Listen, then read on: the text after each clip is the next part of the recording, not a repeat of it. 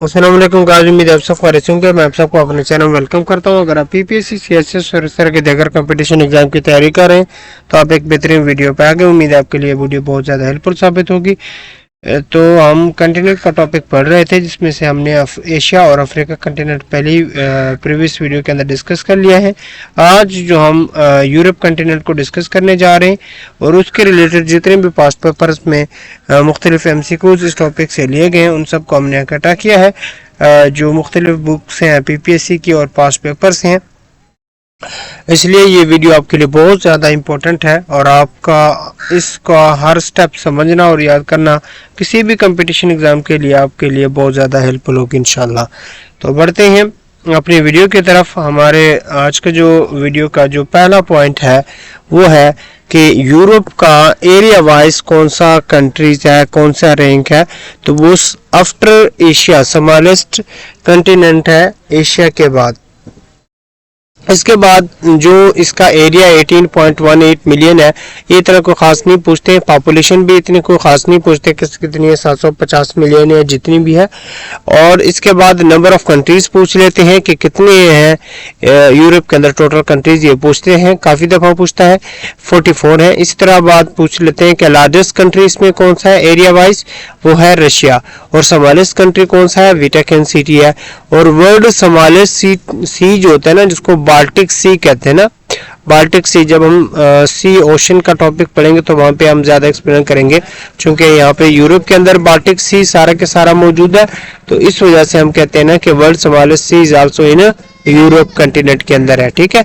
इसके बाद इसके ज्योग्राफिकली लोकेशन कहाँ पे आती है कि इसके नॉर्थ में आता है आर्कटिक ओशन आता है, ठीक है, यूरोप के। और वेस्ट में आता है अटलांटिक ओशन आता है, साउथ में आता है मेडिटेरियन सी आता है, और ईस्ट में आ जाता है Ural mountains dividing the lines between Europe and Asia के अंदर आ जाती हैं।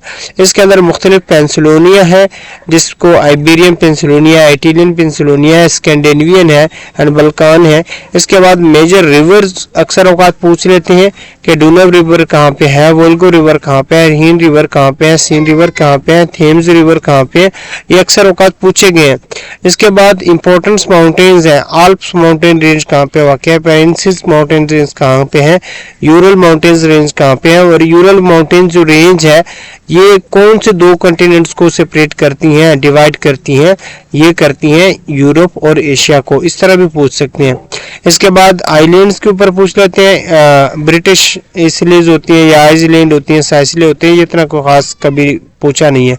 इसके बाद पॉलिटिकल एंड इकोनॉमिकल एस्पेक्ट, जिसको हमने प्रीवियस वीडियोस के अंदर भी डिस्कस किया हुआ है कि यूरोपियन यूनियन जो 27 मेंबर्स हैं, इसके अंदर कितनी करेंसीज, कितने कंट्रीज की जो यूरो करेंसी है, 20 कंट्रीज हैं, ये कब बनी थी, कब ऑफिशियलाइज हुई थी, वगैरह वगैरह मुख्तलिफ एमसीक्यूज वहाँ पे हम लोगों ने बताए हुए हैं। अगर आपने प्रीवियस वीडियो नहीं देखी तो आप वो ज़रूर देखिएगा। इसी तरह फिर NATO, North Atlantic Treaty Organisation, जो कि हमने प्रीवियस वीडियो के अंदर ज़्यादा डिटेल के साथ डिस्कस किया है, इसलिए यहाँ पे हमने डिस्कस ज़्यादा नहीं किया।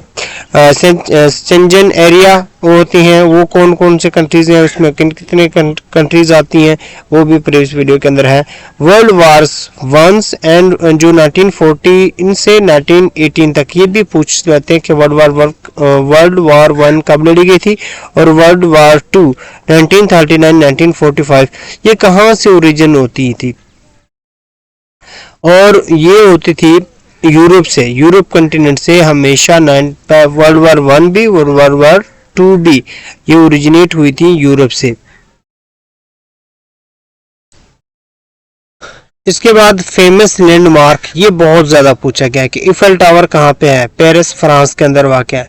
कोलोसियम कहाँ पे है, इटली, रोम के अंदर, इसका इटली का कैपिटल है रोम, वहाँ पे है।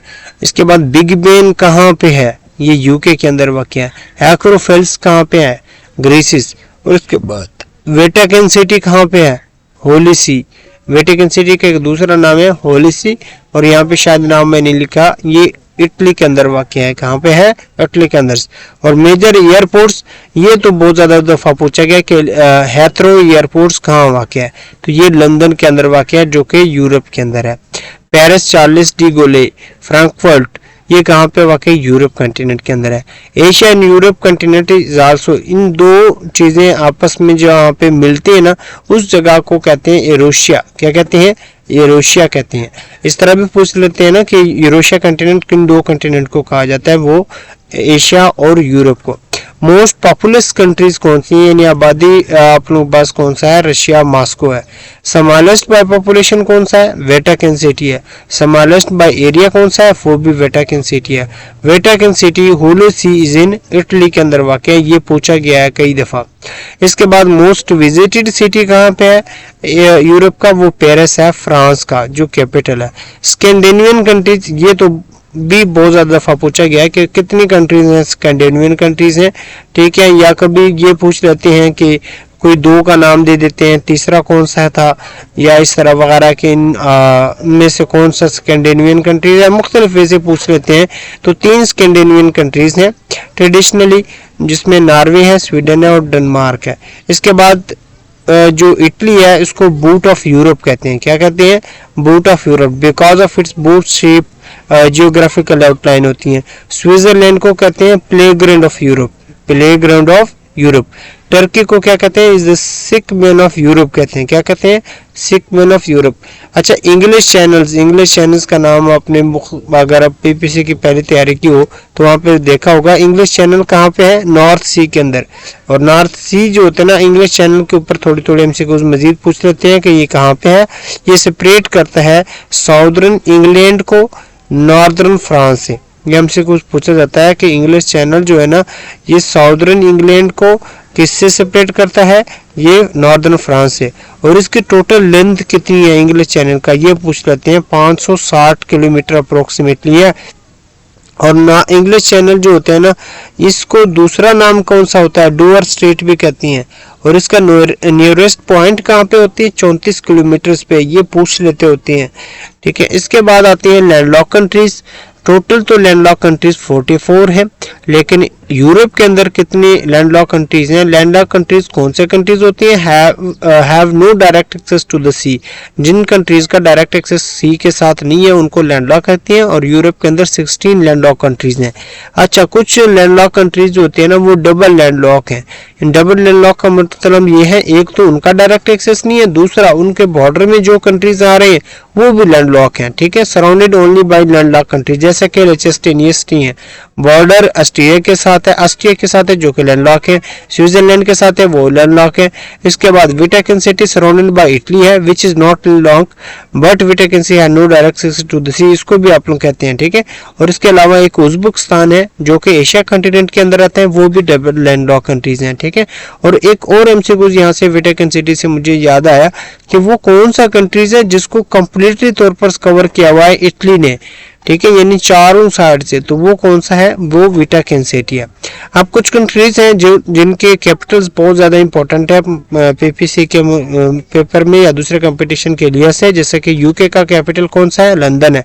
फ्रांस का पेरिस है। जर्मनी का बर्लिन है। इटली का रोम है। स्पेन का मद्रिद है। रशिया का मॉस्को है। स्विट्जरलैंड का बर्न है। बेल्जियम का ब्रसेल्स है। नेदरलैंड का जो है एम्स्टरडैम है। ऑस्ट्रिया का जो है वीना है। स्वीडन का स्टॉकहोम है। नॉर्वे का ओस्लो है। नॉर्वे का जो है ना वो ओस्लो है। और इसी तरह डेनमार्क का कोपेनहेगन है। फिनलैंड का हेलसिंकी है। पोलैंड का वर्सो, पुर्तगाल का है लिस्बन है। और इसी तरह यूक्रेन का क्यू है। और ग्रीक का एथेना और टर्की का इसी तरह अंकारा है। उम्मीद है आपको हमारी वीडियो पसंद आ गई होगी। इस तरह की मजीद वीडियो देखने के लिए हमारे चैनल को सब्सक्राइब कीजिएगा और अपने दोस्तों के साथ शेयर कीजिएगा। मिलते हैं नेक्स्ट वीडियो में। अभी तक के लिए अल्लाह हाफिज।